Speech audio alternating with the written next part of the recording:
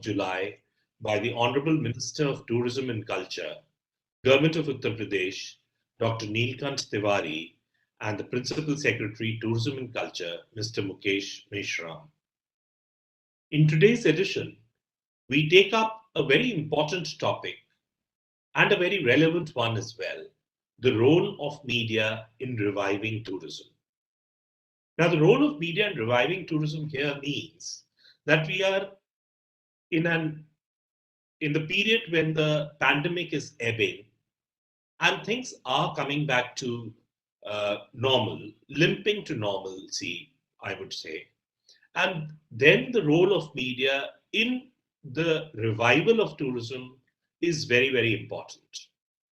And to talk on this topic, we have a very, very lustrous panel, which includes Mr. Avinash Chandra Misra, Joint Director, Tourism, Government of Uttar Pradesh, Ms. Punitender Kaur Sidhu, who's a travel writer, columnist, and author, Ms. Mary-Ellen Ward, a travel writer and blogger who runs a blog for travelers called Breathe, Dream, Go. We have with us also Ms. Bharti Sharma, the editor of Travel Turtle, a renowned travel and leisure magazine. And we have Ms. Philippa K, travel writer and blogger, Mem Sahib to India, and founder, Mem Sahib in India, and founder of a travel consultancy, Indian Experiences. I welcome all of you this afternoon, and we are being joined at the moment by 3,493 participants. I welcome all of them as well on the different platforms of the Government of Uttar Pradesh and FICCI. Ladies and gentlemen, the state of Uttar Pradesh has been in the forefront of tourism. And since a few years, it has been working for tourism by way of a four-pronged strategy: identification and mapping, detailed planning, time-bound project implementation, and quantifiable monitoring. The mapping of tourism circuits of religious importance in the state was a huge step in this direction, and probably for the first time. Be it the Ramayana circuit, the Krishna, the Buddha, Jain, or even the great Sufi saints, all were mapped strategically in Uttar Pradesh with a primary objective to boost the state's economy through tourism in a time-bound manner. The fall-on region of Bundelkhand and Purvanchal have been for the first time brought in the mainstream under this government. How interesting is the fact that tourism is one activity that can happen even in the regions that may not be so rich in cultural resources or may not have fertile land. Where many businesses fail, tourism may still flourish. Regions that were long ignored have finally found savior in this government through tourism. Uttar Pradesh, ladies and gentlemen, is one state where not only gods dwelled, but gods were actually born, including Lord Rama and Lord Krishna. And then there were great sages and preachers too who were born here. Two names that I remember immediately are that of Swami Narayan of Akshardham fame and Maharishi Patanjali, to whom the credit of the yoga and the Indian traditional medicine system is attributed to. Three mega projects that will be the game changer for tourism are Kashi Vishwanath Corridor redevelopment in Varanasi and Ayodhya Development Project. And now, very recently, Vindhyachal has been included in this list. All these are examples of urban planning with tourism as a prime focus, proving that Uttar Pradesh government sees tourism as an economic driver. Uttar Pradesh, by virtue, was always for tourism, and continued efforts of the government has brought it on the trajectory of growth taking it to the next level. In all this, the role of media plays a huge role. Our day-to-day decisions are increasingly being influenced by media and social media. Media plays a pivotal role in influencing our purchase decisions, especially in the leisure segment. Artificial intelligence has made huge inroads to show us on the phone just what we want to see, thereby making our lives less complex than it used to be in earlier days. Be it deciding on the destination or deciding about the hotels or the activities. And the newest entrant into this list is the COVID restrictions and safety measures, all of which we are being informed by the media. Media, I would say, is the driver of growth in tourism and has most important role to play in popularizing any destination. The UNWTO report has shown the signs of recovery by the first quarter of 2021. Domestic demand is recovering and international demand will, of course, follow. Being at homes in the lockdown, is screen time of people increased by almost 200%. And this means more research on destinations, more curiosity, and much more knowledge. In the coming months, there is a sign of an increase in travel and tourism activities. Thus, it is just the right time for states and businesses to focus on their media campaigns to be able to get a larger pie of tourists.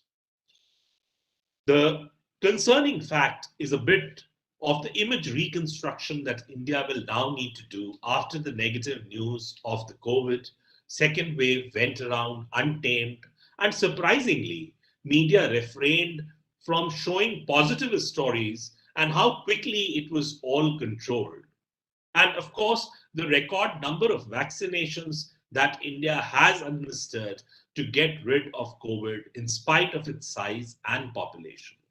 Today, at the moment, when we sit here and talk about the subject, we are having a record vaccination campaign going on in the city of Lucknow, which is for the first time that the target is 87,000 vaccines, which will be given to the people in just one day today in Lucknow.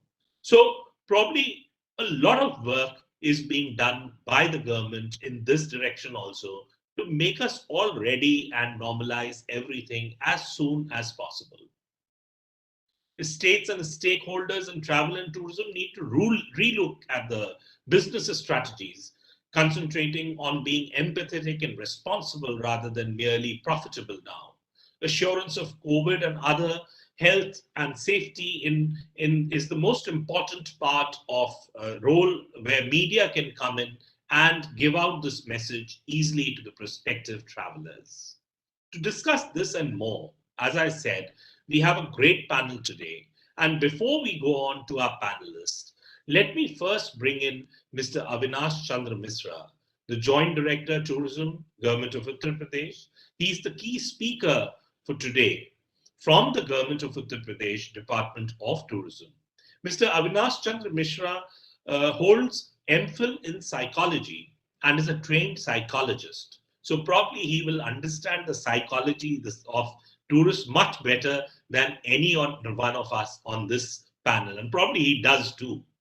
He graduated from the Indian Institute of Forest Management, and Avinash is a trained rock climber himself and a player of badminton during his free time, which I doubt he finds these days with so much work that he's on. Mr. Misra has very successfully organized the 350 years celebration of Taj Mahal in Agra and has been organizing Deepotsav in Ayodhya, which has become Uttar Pradesh's much awaited landmark calendar event. Overseeing Varanasi's Kashi Vishwanath corridor development, Ayodhya in the making, and now Vindhyachal corridor project, Mr. Misra is, I can safely say, at present, is driving tourism growth in the state, juggling between all these mega projects.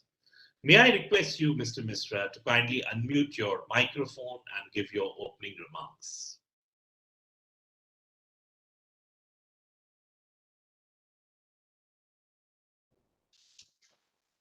Thank you, Pradeep ji, for introducing me to the panel. And first, I would like to congratulate you for you and the FICCI team and MKITM for organizing this unique series of webinars. And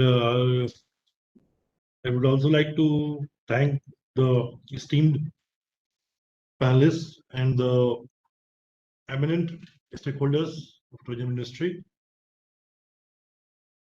Today's topic is the role of media in reviving the tourism. As we know that media plays a very important role in all aspects of our life, and in tourism, it plays a more important role than the other aspects of life. And this juncture, the role of media is very pertinent. And when we are at the lowest in tourism, and at our lowest, and just to regain the confidence of the traveler, just to bring them out from their places to explore new destinations. The role of media is plays a very crucial role in bringing them out. And apart from their role, it's more important that our responsive role or responsive journalism should be uh, more, you can say, boost more tourism.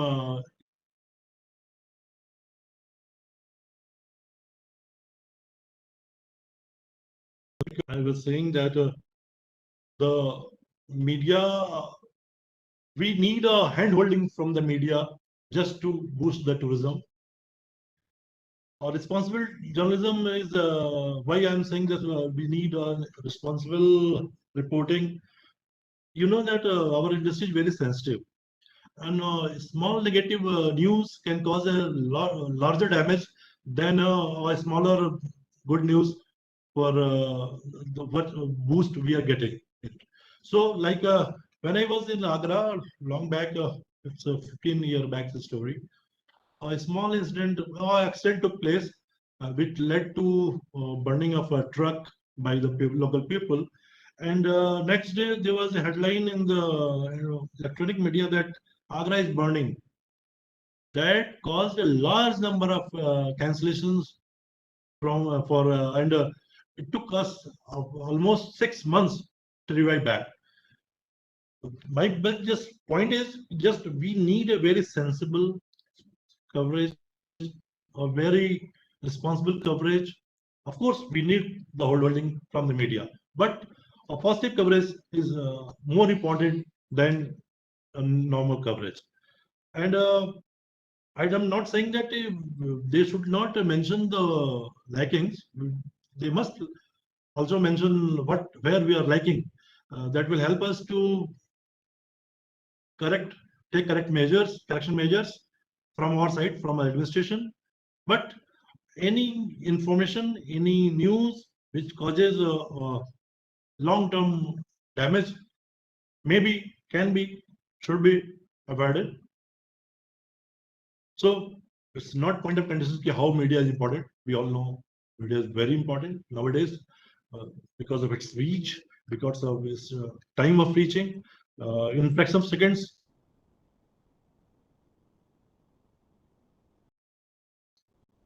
the small information from part of the of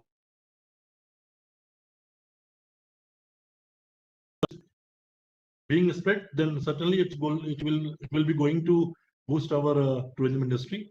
And at this juncture, it's a requirement of the time that we get a handholding from the media. I want to also put some points like during the you can say during the lockdown, we used our strength to strengthen our infrastructure facilities at the place. which are of from not lesser known but less promoted, like Sringvepur, Chitrakoot, and Ayodhya. In fact, Ayodhya also. There are a few places in around Varanasi, like in Chandoli, there is Randari Devdari waterfalls, and in Pilibhit Chuka sanctuary. So we just strengthened our infrastructure over there just to divert the domestic tourists from major spots like Agra and Varanasi to these lesser known destinations, which are equally attractive, and it would also help us to hold them for more time, to spend their more time in Varanasi.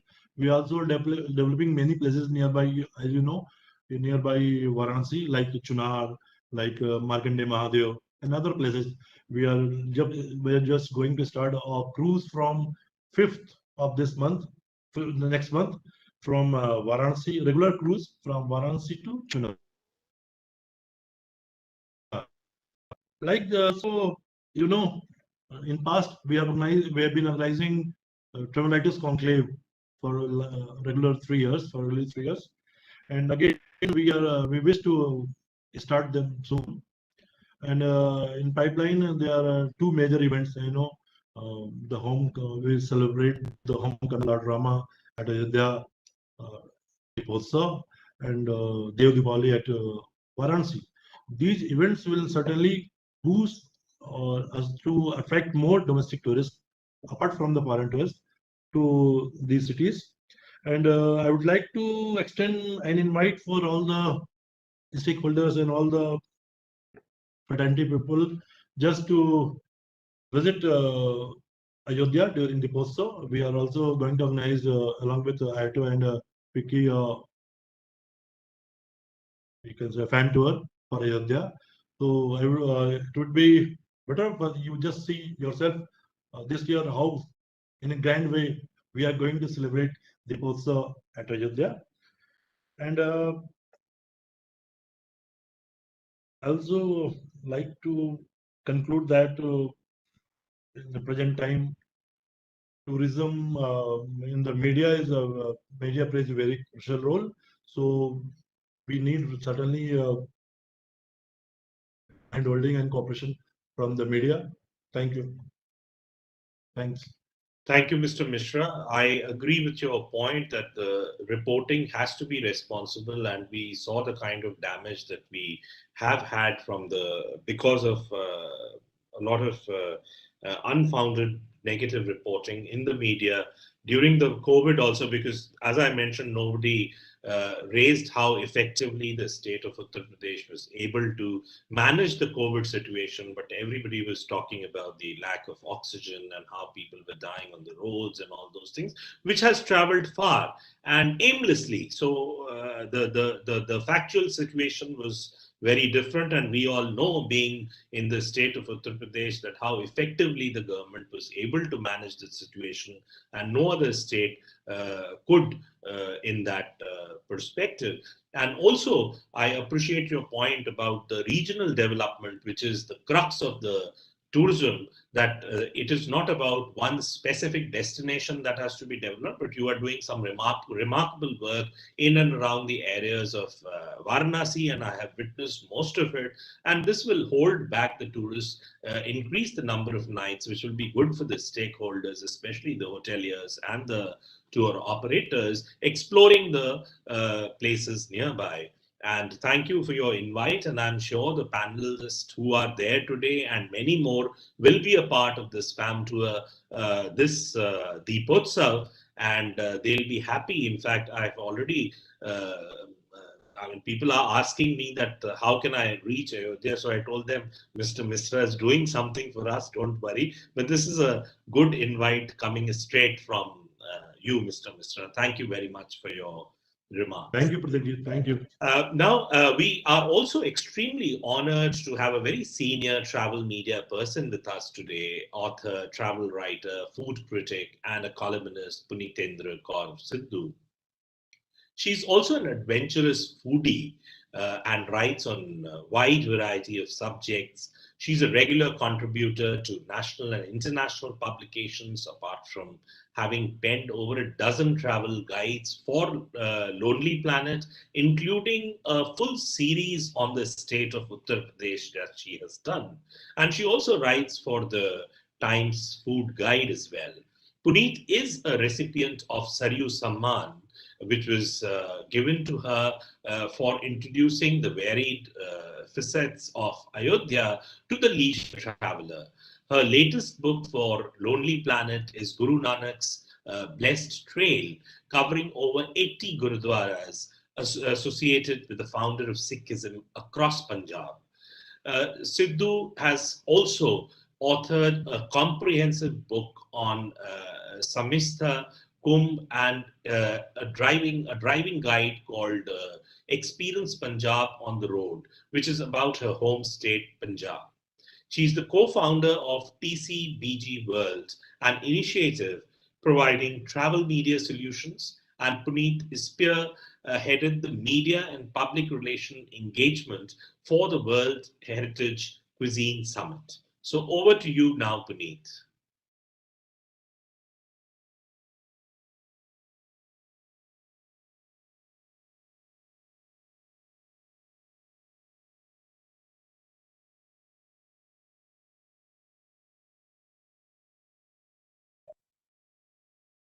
Thank you, Prateek. Thank you to Uttar Pradesh Tourism and FICCI for organizing these fabulous conversations. It's a great pleasure to be part of these conversations, especially as someone who has traveled extensively in the state of Uttar Pradesh, both for work and on leisure. Clearly, I've had a very close encounter with all the tourism assets that the state calls home: historical, monumental, literary, culinary. The list is quite countless, and I'm not exaggerating in that sense. I have a few ideas in which that could be considered for not just being tourism ready, but clearly we are, as you say, reasonably COVID ready as well. So the focus really should be on storytelling. You know, that as a travel writer, I feel that as much of the content that is coming out of Uttar Pradesh should be engaging, should be intriguing, should be enough to pique the interest of a potential tourist. Someone who's waiting to travel but needs just the right kind of hook. And I think we should be able to harness their interest or harness their attention by using a kind of a multi-pronged approach in which the government, experienced curators, and the media play an equally crucial role. I would say that to locals themselves, you know, there are so many places that have become quite oblivious of their own historical relevance. And I think we really need to get locals to start talking about that aspect of where they live. You know, what we have started calling backyard tourism. And I believe if district officers, tourism officers, and other stakeholders provide a kind of a platform for local, because really we can't reach out to each and every story that's out there to tell by way of content. We must have them tell those stories for us, so then we can experience them and then we move on writing about them.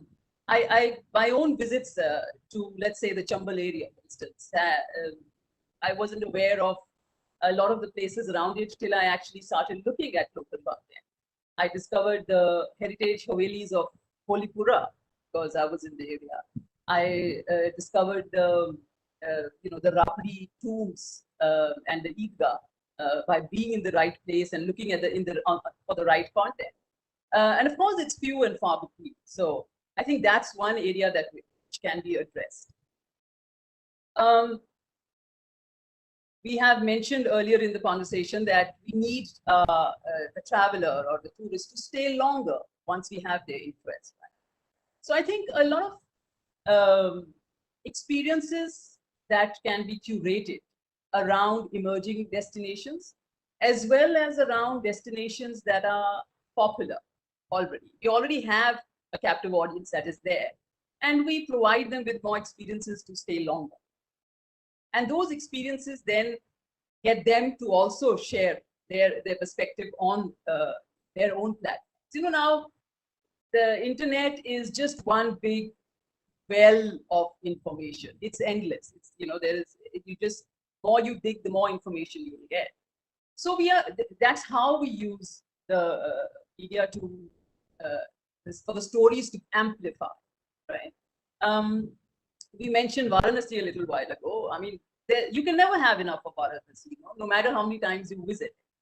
There is, you can have immersive Vedic courses. You can have a visit to the akharas. There's no end to what you can do in Varanasi. So those kind of experiences allow even the media to tell different and more engaging stories. I think advocating the good practices that are underway, that people are participating in and are promoting. I think those kind of stories also need to be, especially success stories around conservation, sustainability, responsible tourism. All of this, when it's brought to the attention of a potential tourist, and more of them are looking to travel in a sustainable and responsible fashion, right? So they are looking for that kind of an outing. They're looking for that kind of experience. There should be platforms similar to like the bird fair that was hosted in Uttar, I think, a couple of years ago. The Budva itself is a destination that needs more attention. The whole Kishanpur and Katarnia Ghat area, I think those are that's an outstanding green belt that needs to be harnessed as well. And there are stories to be told over there. And I think media is ready to tell those stories as well, And the more stories we tell, the more it gets amplified from various different angles and different interests and different age groups. That's how the perception is going to change about UP being the destination and how UP brand building can be achieved that way. I also find that films, I think I'll just take another minute. I think I may have overshot my time, but I think even films celluloid is a really, really phenomenal way to use UP as a character in those films. We have it's a stronghold of Hindi literature. UP is. We have some of the finest talents in the literary world, Munshi Premchand, and I may mention Shatranj Ke Khiladi, for instance. It's a coming together of some of the finest talents in cinema, in a literary storyteller like Munshi Premchand, Satyajit Ray. Those are the kind of stories that we need. And now with the OTT platforms available, content has to be generated. There is an endless possibility out there. So I feel that all of these different areas and arenas can be harnessed for UP to start looking like, and for people to start looking at UP as a destination of choice, which is safe, secure, and provides all manner of experiences once you have access to that information. For that access of that information, I'm going to suggest what I think is rightfully called media tourism, where you will invite credible voices. I say that since you stress upon credible reporting. So then you invite credible voices from around the world and allow them to showcase UP to their own audiences, irrespective of language, they go back and showcase a UP which deserves the attention that the tourism department is wanting to provide. So I think if we can manage all of this together, like I said, it's a multi-pronged, and if it can be done, I don't think anything stopping from UP garnering all those footfalls that it rightfully deserves. Thank you. Thank you, Puneet. And storytelling, yes, of course, I agree with you. Storytelling is a huge, huge thing where we need to work on. And I think storytelling is what drives tourists from world over, even domestic, to a particular destination. So it is very important. Films, of course, UP has an exclusive film policy and a lot of incentives that UP is giving to the films that are being shot for OTT platforms and otherwise commercial cinema. And that's how you see so many films being done in the state of Uttar Pradesh. So it's a kind of a single window system that UP has, and even the Department of Tourism kind of facilitates all this. So these are very important points that you have mentioned, and I'm sure that Mr. Misra is taking a note of all these, and these will soon be highlighted. But I have a question for you: that when you were doing the Lonely Planet project for the state of Uttar Pradesh, you did travel a lot, as and to many offbeat places where, apart from Agra and Varanasi, of course. So, can you tell us about those few places that really attracted you the most, and you think that have all the potential to become a great attraction as a tourist destination in the state of Uttar Pradesh? Yeah, so many, countless. Just hang on. I think I may have. Can you see me? Hello? I can't see you, but we can hear you. You can go on. Okay, yeah. I think I may have pressed something It's by okay. mistake. It's okay. You can So, go on. yeah. So I'm going to just quickly say that there are. It's not an exhaustive list, right, of the places that have the potential to not just that I visited during my work, during my assignment. There was, of course, the whole Terai region is just so beautiful and lush. And I love the whole story behind Pithur. It has such a prominent mythological and legendary footprint, and of course, Rani Jhansi and Tantra. So, history, I love that aspect. But the one place that I was really keen to see get the kind of attention that it deserves is Bundelkhand. And I'm so happy to hear Mr. Mishra mention that now that's become a focal point as well. So Bundelkhand has it has everything, as a destination. It offers you a very prominent Ramayan footprint in Chitrakoot. It has this, the most talks of it recalls one of the most fearless sort of women of recent history, the Lakshmi Bai. We have the Kalinjar Fort that is, quite an architectural sort of gem that harks back to the Chandelas and the Bundelas, And I mean, it's just for everything. It has 3 beautiful rivers, the Ken, Betwa, Mandakini. Bundelkhand really needs a very concerted effort to have visitors experience all the wealth that it has to offer.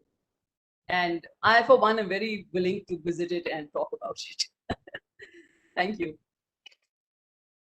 Thank you, Puneet, for your input. So we are also equally honored today to have with us Mary Ellen Ward, who is a professional travel blogger since 2005 and runs an award-winning website, breathedreamgo.com. It is inspired by Mary Ellen's extensive travels in India. The site focuses on responsible travel, wildlife tourism, authentic cultural experiences, and female solo travel. In 2019, Mary Ellen received a National Tourism Award for Best Foreign Travel Blogger from the Ministry of Tourism, Government of India. Mary Ellen also runs a custom tour business, India for Beginners, and has a great admiration for Uttar Pradesh. Though Canadian by birth, she considers India to be a soul culture. So over to you, Mary Ellen, for your comments. Thank you very much for inviting me to be part of the webinar. And it's great to be part of a group of people who feel so strongly. I've just heard, 3 people in a row talk about how important media is to tourism. And this is like music to my ears. I love to hear this. Thank you so much. I think you're creating a really good milieu to talk about this subject and how important it is. And I just want to take one step back, though, for the viewers to be clear. When we talk about media, we might be talking about different types of media. So there's the news media, and they're the reporters who report for the newspapers. And they might be the ones who are reporting the information on, hard news and current news and statistics and all of those things. And then I think most of the people on this panel, we could consider ourselves in my view, a different type of media, in that we're, most of us, storytellers. So for myself, I'm not in the travel news. I'm not in news at all. I do have a degree in journalism, but I didn't want to pursue it. I wanted to pursue storytelling. And I love that Puneet emphasized storytelling, because I'm going to emphasize storytelling as well. And that people understand there's a complete difference in what we do as media. And I said in the other seminar that we did together, that my interest is really in what makes people decide, what makes people choose a destination. Oh, why do they go to one destination over another? I'm very fascinated by this subject, by this topic. And again, Puneet hit the nail on the head when she said storytelling. Again, I completely agree with that. I think it's not news, it's stories that grab people's hearts and minds, that inspire people. People travel because, they've something has scintillated them. And it's usually either a story, or maybe it's an amazing photograph or video, but it's usually something that's been created by someone who either is very talented or who really loved that place, went there and really loved it. And then they created a story around it. And the degree of, effectiveness depends on the talent of the person. But I think we need to really engage more storytellers and support storytellers. Because I actually do think that this segment of the media has maybe been underutilized and underemployed. I think we could be doing more. We could be creating platforms, not only our own platforms, but I just give you an example of my fellow travel blogger, Shivya Nath, has with a team created a platform called Voices of Rural India. And if you haven't seen it, I really suggest you take a look at Voices of Rural India. And so this is a platform that people created to give local people a voice. And they tell stories. And sign up for the newsletter. The stories will grab you. They're very interesting and different. And they can grab your interest and maybe make you want to visit that place. So I think for me, I've been for a very long time in the digital media. So I'm a very big believer in supporting digital storytellers, because literally everyone is online now, and everyone is on Google searching, and everyone is flipping through Instagram. So I personally, although my degree is in magazine journalism, I really want to suggest promoting digital storytellers as much as possible. And to that end, I actually did a little quick research just before we started, and I looked up offbeat Uttar Pradesh on Google, and only 2 examples came up in the Google search, and one of them was a TripAdvisor, and one of them was actually a travel and tour company that had done a blog about offbeat heritage getaways in UP. But when I searched offbeat Goa, or offbeat Kerala, or offbeat Rajasthan, I found pages and pages and pages and pages. And lesser known places, offbeat tours, undiscovered Goa, hidden places, hidden gems, and many people writing about these places. So there's absolutely no reason why the same types of stories can't be written about UP. Goodness knows there's enough there. We all know that. We don't, that's one topic I don't think any of us have to touch on, is how much is in UP. We all know that. But the travel industry has historically, I don't want to step on Philippa's toes because she's probably going to touch on this, but the travel industry has historically promoted largely the Golden Triangle and the Taj Mahal. But they haven't really, in terms of marketing, there hasn't been a huge push to market, to tell stories of the lesser known places.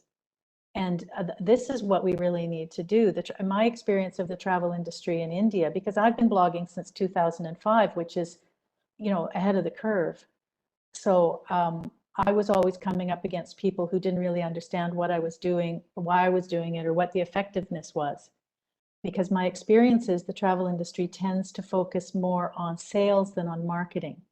And the storytelling can come under the umbrella of marketing. It can help marketing efforts. And I think this is where we really need to put a big focus to get these stories out there. I think that's really the most important thing that I want to say. Yeah, I think so. Storytelling, Marilyn, is coming as a keyword which has started with Puneet, and then you took it further to say offbeat stories where we probably lag. And thank you for this research that you did, that we were not figuring on the offbeat destinations, or you just got two. So we need to think about this and work about this. But I have a question for you, that I heard that you were also doing a project where you were working to change India's negative perception abroad. Tell us something about this, because it's a very interesting thing, and how can we as a state of Uttar Pradesh, or any other state for that matter, can benefit out of it? Well, yeah, thank you very much for asking me that, because I think another element of storytelling that I want to underline is that storytelling can change the narrative. It can help change perception, and that's a real strength of storytelling. So I don't think that's something we should overlook. So I want to do a project. I'm not actually doing it yet, but I would love to work with some partners to do a project where we focus on telling stories about resilient India. So when I mention resilient India and telling stories about resilient India, there's kind of four key aspects that I feel we could highlight, and probably more. Other people could probably come up with more. But the ones that came to me that seemed pretty obvious was the resilient culture of India. I mean, India's culture dates back, to literally the mists of time. It's one of the oldest cultures still, extant on Earth. And there's, historical architecture going back thousands of years, time-honored rituals and traditions. Yoga is a very ancient practice. Another aspect of resilient India that we could focus on are the people of India. I mean, I think every traveler, I think every foreign traveler that I know of anyway, has always been impressed with how warm and resourceful and friendly and helpful Indian people are, and they just have an ability to overcome like no one else. And then there's resilient tourism brands and experiences, and this list is literally endless. Destinations, and experiences all over India, but you could almost say, especially in UP, obviously the Taj Mahal, Varanasi, and then even Indian Railways taking a rail tour. This list could go on and on, but there's some very resilient experiences, destinations, and brands here. And then finally, resilient rural and local experiences as well. There's time-honored experiences you can have in India, in small villages in UP, to rituals on the Ghats of Varanasi. And this is true for all over India, but again, probably more true in UP than almost anywhere. So I think that what I would love to do is to get partners together so we can employ digital storytellers and get them telling these stories and changing the narrative and giving a positive, you know, I don't want to say the word spin, but a positive image of how resilient India is and how resilient India can be. And that you can count on this resilience if you come and visit India and you come and visit UP. That's very interesting, Mary Ellen, and I would, in fact, request you to draft a proposal that how UP can do it, and as Mr. Avinash Mishra himself is here, who is in charge of even the marketing campaigns and the publicity, and he's done immense work on that subject. And it was his creation, the Travel Writers Conclave, that happened, and it was a huge hit. So it was his baby, actually. So he can probably, you know, think on those lines, and we need stories, positive stories to go out for our state of Uttar Pradesh, which has sort of many negatives. We have many negatives in our kitty, so we want to lessen those negatives. So in all manner, thank you, Marilyn, for those comments. Now we have also with us Mem Sahib in India, or let me call her now Mem Sahib in UK, because she's sitting in the UK and hasn't been able to return to India. And I know how frustrated she is of not being able to return to India, because she loves India like anything. So we have Philippa K with us, who has extensively written on travel to India for the Times of India, the Mint, and the Yorkshire Business. She runs a very popular and insightful blog, Mem Sahib in India, focusing on discovering India differently.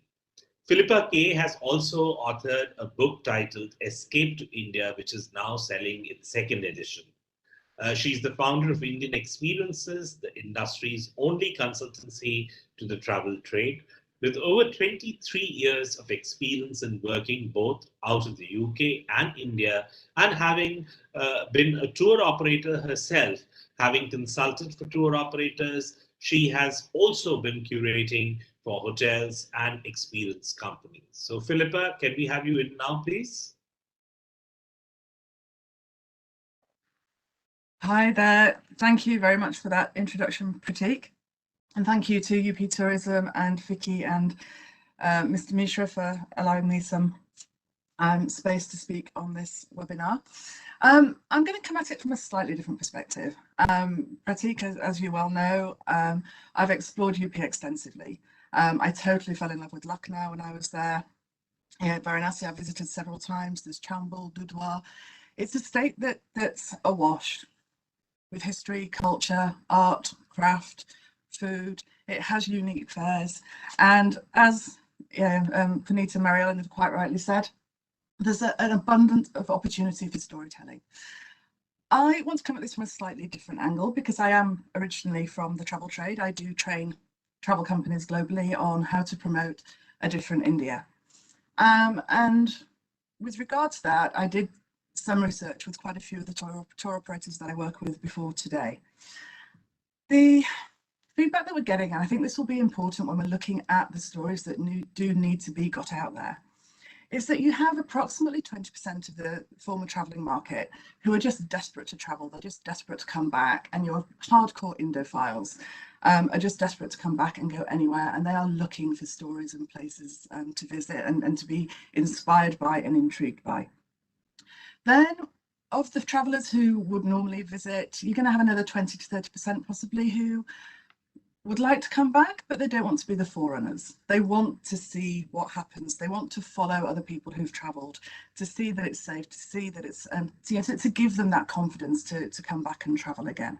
And for this they are going to need the social proof.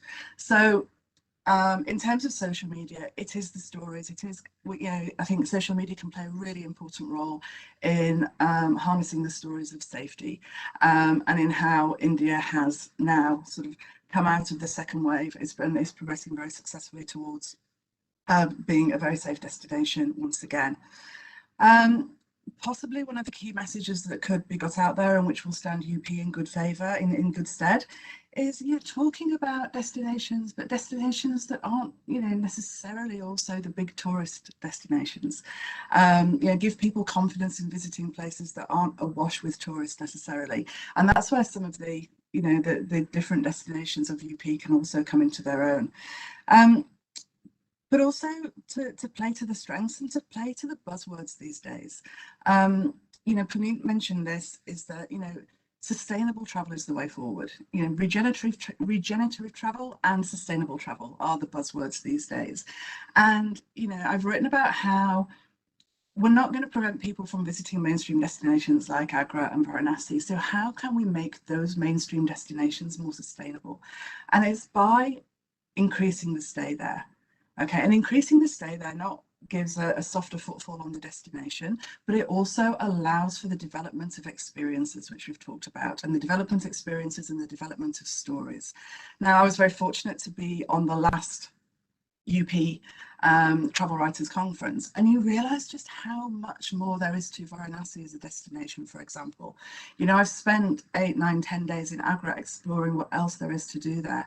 There are so many stories and experiences, and as well as increasing the length of stay, these experiences draw in the locals and the communities and the people of those destinations. And that in turn also makes this kind of travel much more sustainable, to bring in the local communities and make them feel more engaged in travel and tourism. And I would also say, and I think this is why we're also having this now, is start planning now. There's a plethora of culture, arts, crafts, foods, stories that need to be got out there. I think in terms of inbound, travel isn't necessarily going to recover until 2022, 23, but start a campaign now. Start the intrigue, start the stories, start people, hearing about UP and the different things that can be done there, so that it's the resilience, as Marielle was saying, has built up, the stories have built up, and it's in people's minds for when travel does open.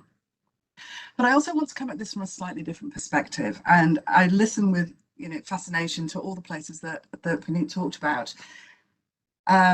These are places that I would love to go to, but I think we also have to be realistic from an inbound tourism perspective.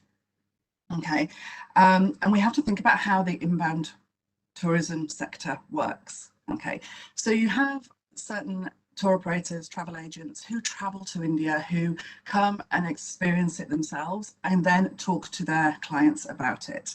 And encouraging them into UP by the storytelling and the experiences that they can offer their clients is vital. You also have a big, and I was always quite surprised by this, a big chunk of foreign tour operators and travel agents who don't come to India, who don't visit India, and they're very much reliant on the DMCs. Okay, now traditionally, a lot of DMCs stick to what sells. They stick to their bread and butter, which from a financial perspective and business perspective makes sense. But if you look at what they're selling, the Golden Triangle, it's as synonymous with it, it's just so synonymous with travel to India. Taj and Tigers is the second most popular itinerary, followed by the Golden Triangle and Varanasi. Now, if you look at the Golden Triangle and Varanasi, 50% of that itinerary is in UP, and I know we've talked about this before, for UP to come up with stories around itineraries that DMCs and tour operators can sell. It's not just looking at destinations, it's looking at the themes, it's looking at the itineraries. And this is going to be a key factor, because you have to get the DMCs on board, you have to get the tour operators on board. And if you've got 50% of the destinations in a Golden Triangle and Varanasi itinerary, why not make that to be, Lucknow instead of Jaipur? Taj and Tigers, have that as, Delhi, Agra, Lucknow and Dudhwa.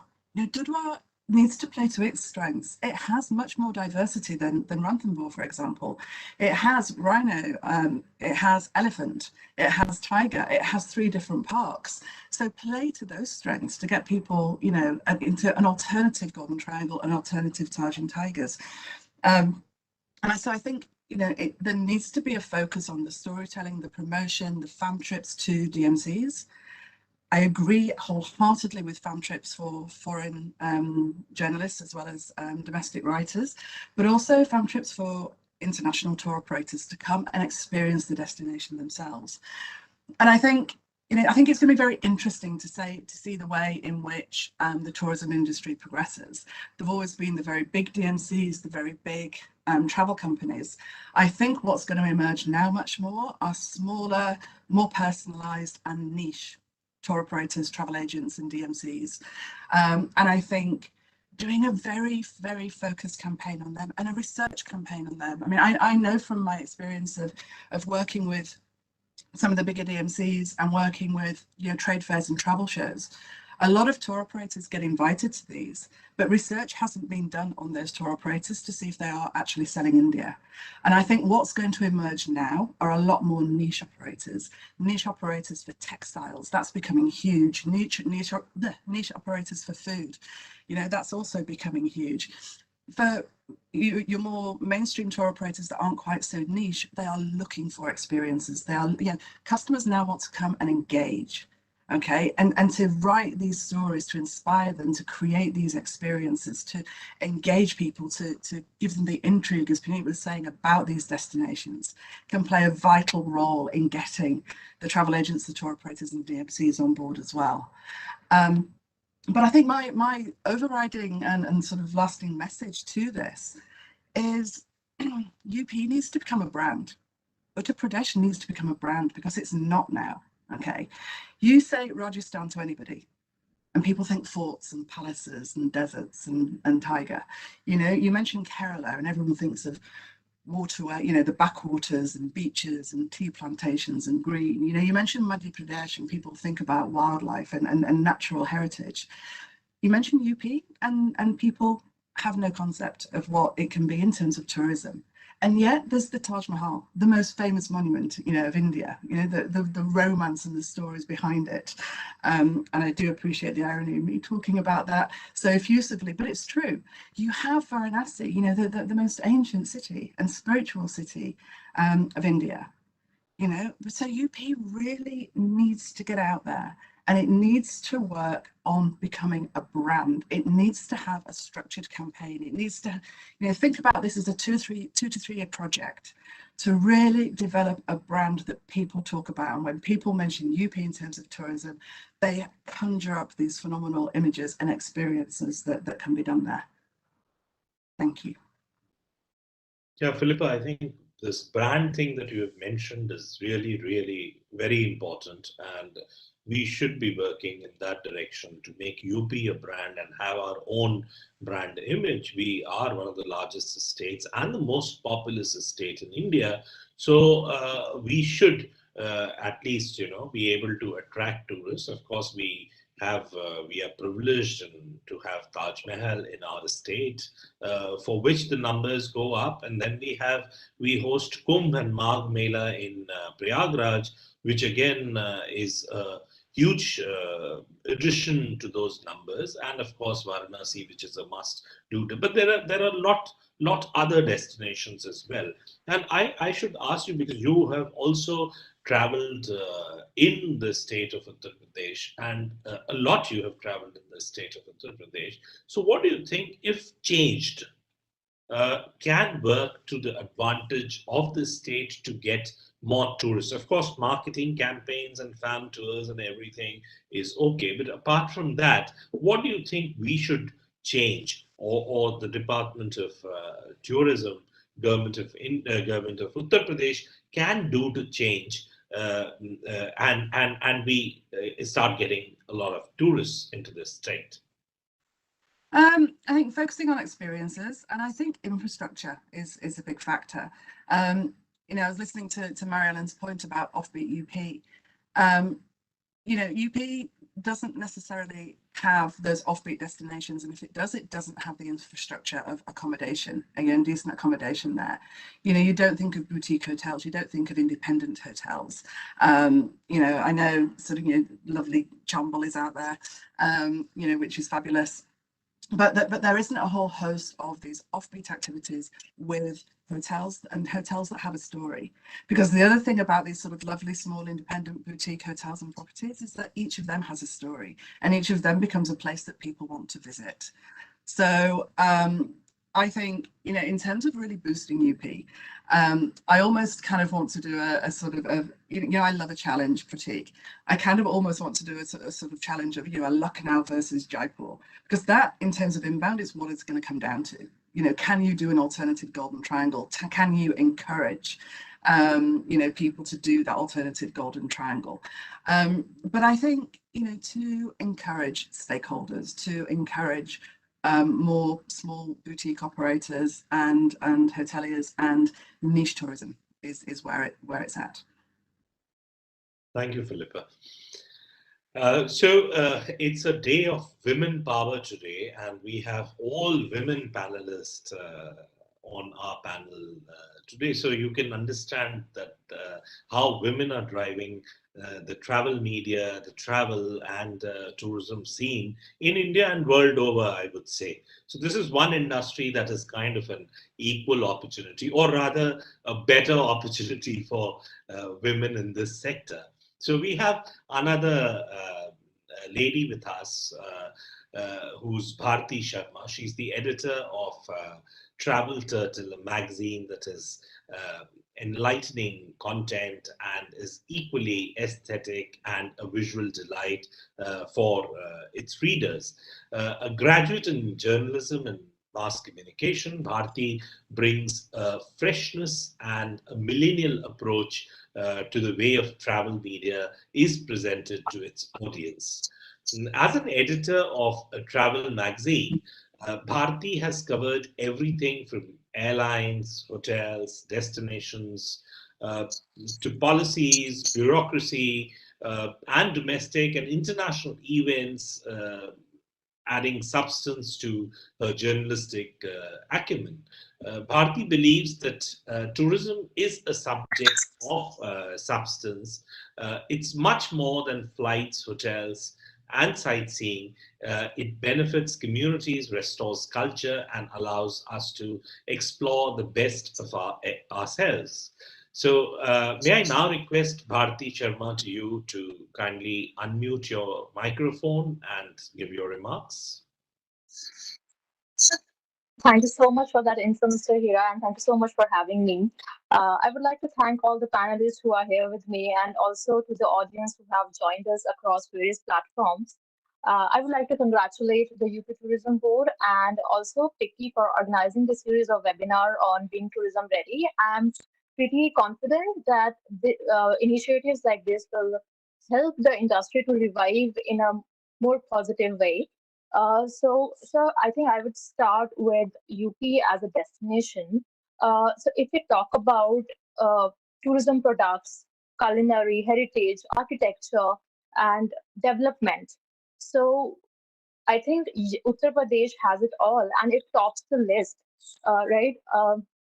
Also, Uttar Pradesh is not only the most populous state in India that we have; it is also the most diverse state that in India, right? So also, uh, we all know that UP tourism has seen great tourism numbers over the years, and obviously because it has the Taj Mahal, which is not only the jewel of Uttar Pradesh but is also the jewel of India.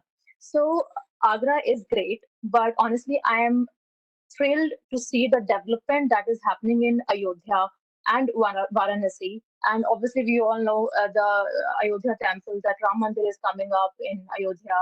And then there's international airport, which is coming up in Ayodhya. And I'm pretty sure that this is not only going to boost the tourism in the area, in the region, but as we know that tourism has a domino effect. So this will definitely help in the economy of the region. So I must say, though this is gonna boost the tourism in the region, and then we have Varanasi as well. But at the same time, I, as an avid traveler or maybe as a journalist, I still do not want the focus to be shifted from Agra to Ayodhya to Varanasi, because I personally feel UP is such a diverse state, and it has a lot to offer to every segment of tourist. So UP has wildlife, UP has something for adventure travelers, and then culinary. It is famous for culinary, and I think Mr. Hira, you have arranged a lot of like food walks, and you have such amazing experience in your itineraries, and I've seen that. So I think that needs to be promoted to the travelers. And also, like there is Dudhwa National Park, then there is Katarnia Ghat, then there is Nawabganj. So all these destinations. And also, I would really like to ask the audiences also today, UP has a beach, and I don't know how many of the listeners know about this. And even I recently got to know about this. So yeah, and it is beautiful, and it's Chuka Beach. And I have seen the pictures; they are breathtakingly amazing images. But honestly, I have not found enough results on the internet. I have only seen it because I have a lot of friends in Uttar Pradesh, and I have traveled a lot to Uttar Pradesh. So they have showed me the images, and it's amazing. And I think even Philippa has mentioned about the potential that Dudhwa has. It has such great tree houses, right? And it has amazing resorts. So the basic infrastructure, in fact, more than basic, the infrastructure is already there. But I think apart from that infrastructure, uh, a proper marketing has to be in place from the tourism board, or maybe through us, through the media. So here, I think our role comes into play, because though the destination has enough infrastructure, but still, through marketing, it can attract more investors and stakeholders, so they can come in and do their thing. And we have seen that happening in Ayodhya as well. Now we have a lot of five-star properties that are coming in there. They have purchased their land, they are on lease, but they are coming up, they are setting up their properties. Varanasi already had a lot of these brands, but even Ayodhya is now picking up a lot. And I think a proper marketing needs to be in place, because whenever even in the Ayodhya International Airport, whenever it's coming up, because there are a lot of devotees of Lord Rama worldwide. So whenever it opens on the first flight, there should be tourists. So for that, we have to start the marketing way in advance, because it's not like a 2-day, 3-day process. It's a long process. So we have to follow that, right? So I think as a media, I must say that we have to collaborate, because it's always a unified efforts that we have to do. If only the tourism board alone, or as a media, I cannot do that. So unified efforts are required, not only through print media, but to different mediums, like from through social media, through digital media, print media, mainstream media. We have to target all these medias together. So we have to promote the destination in a unified way. Then only I think the results will be there. So the UP tourism, like you have started the series being tourism ready. It's a very great initiative, and I was very happy to be part of it. And I think series like this should be there. Collaborations should be there with the media, with the tour operators. And since we are discussing media, so I'll focus more on media today. But series like these should be there. And I think we have resources, but we just have to utilize them. So yeah. Bharti, very important point you mentioned, that the focus should not be shifted, which is very important. Focus should not be shifted. What I understood is that when we are selling Varanasi, we should go out selling Varanasi with the same effort, with the same zeal.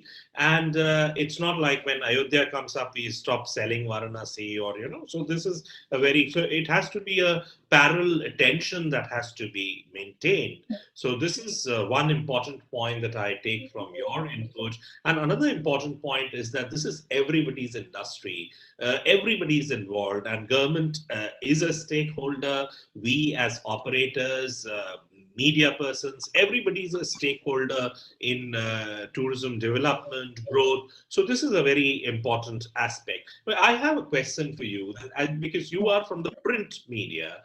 And as an editor and I have been reading your magazines, they are very well presented. And I just received my copy this afternoon, which is fabulous. As an editor of the printed travel magazine, and also a content contributor, how you are engaging your readers and delivering to their choice. I mean, what is the kind of post-COVID content that you are doing now?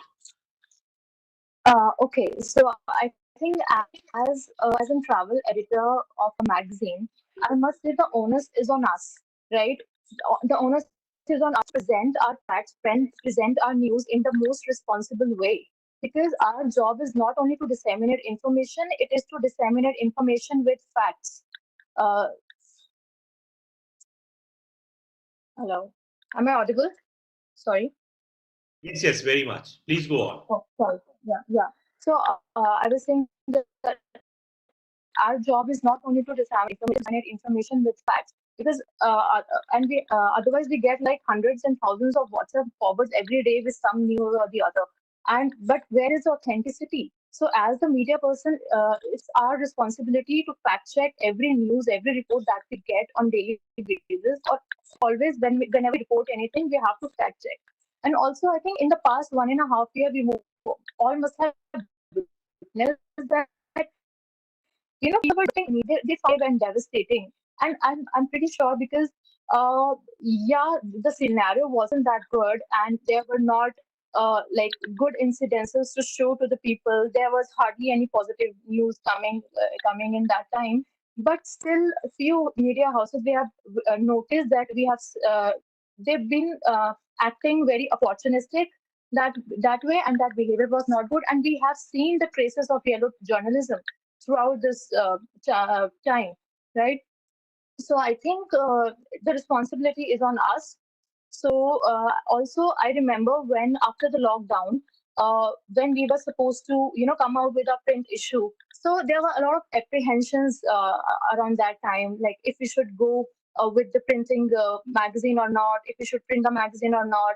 But then, we took the feedback from the industry. What do they want to read? What type of stories do they want to listen? And I think we all must agree that dynamics have changed a lot after the COVID. In fact, there has been a paradigm shift when it comes not only when it comes to the travel industry, but also if you talk about the publishing industry. And most of the people say that print is dying, but honestly, I do not feel.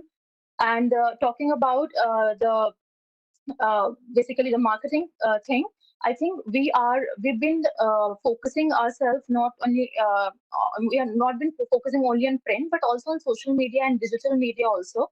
So that thing is there.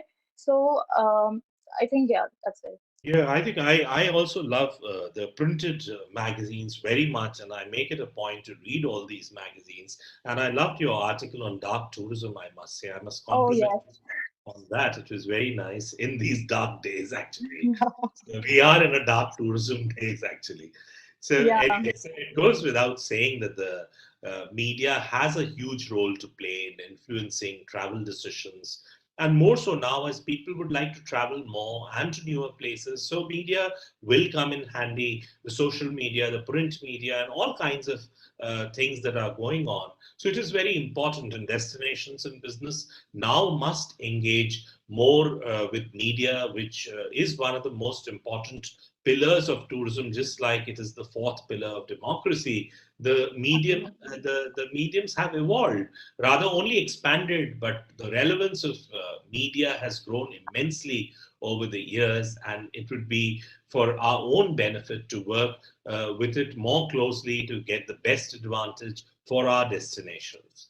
Ladies and gentlemen, now I am privileged to propose a vote of thanks for today's session on behalf of Government of Uttar Pradesh, Department of Tourism, MKITM, and FICCI. First of all, I thank Mr. Mukesh Meshram, Principal Secretary and the Director General, Tourism, Government of Uttar Pradesh, who has not been able to join us today because of the visit of the President of India to Uttar Pradesh. He's already in Lucknow.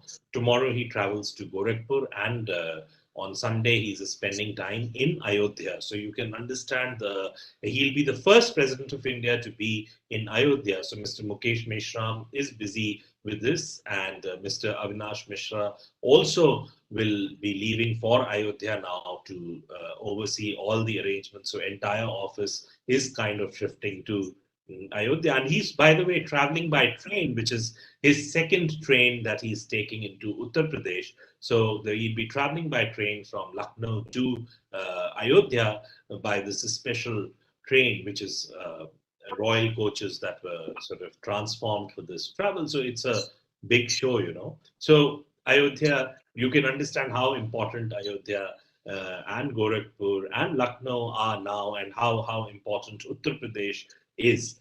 So we are thankful to him, of course, for giving us this opportunity to host this mega series of webinar. We are thankful to Mr. Avinash Chandra Misra, the Joint Director Tourism, Government of UP, who has been with us today and has been working quite closely with media as a part of his work profile in the Department of Tourism, Government of Uttar Pradesh. In fact, I must mention today that his support for all the positive initiatives in tourism in the state are immense, and for all of us to see. I, on behalf of FICCI, assure Mr. Misra that we will always stand by the Department of Tourism, Government of UP, and share the dream of seeing our state grow through tourism. Thank you, Mr. Avinash Chandra Misra. I express my gratitude to all the panelists who joined us in today's webinar, Ms. Punitendra Kaur Sidhu, Ms. Bharti Sharma, Mariellen Ward, and Philippa K. Each of your views are so important and relevant, and I must say that you have always stood by our state, and the state of Uttar Pradesh recognizes your indispensable role in its growth and development.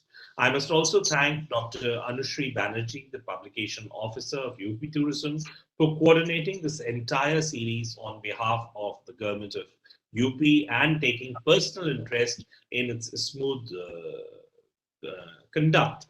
A very special thanks to our very own FICCI team, Mr. Manish Ahuja, Amit Gupta, Samanda, Chetan, and Divjot Anand, who work tirelessly to make each of these webinars every week a success. And of course, to the host of audience, your fan following of the panelists is so huge that we have a record number touching in this webinar, which is 5,100 people who are watching you live at the moment on different platforms of the government of Uttar Pradesh and FICCI, WebEx, YouTube, Facebook, and Twitter. So thank you to the lovely audience, and of course, your, you are fans of these, so the panelists must thank them to join us in such a huge number, and this is for the first time that this has happened. Before we part today, I would like to remind you that next Friday, on the 3rd of September at 3 p.m., we will bring you yet another session as a part of this webinar series. And probably this session is on Kushinagar in the making.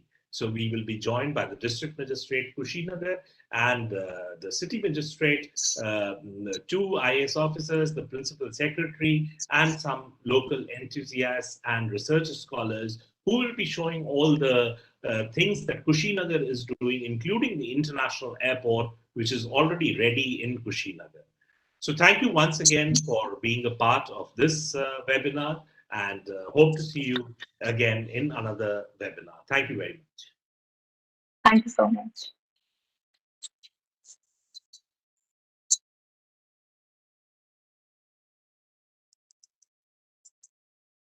Thank you.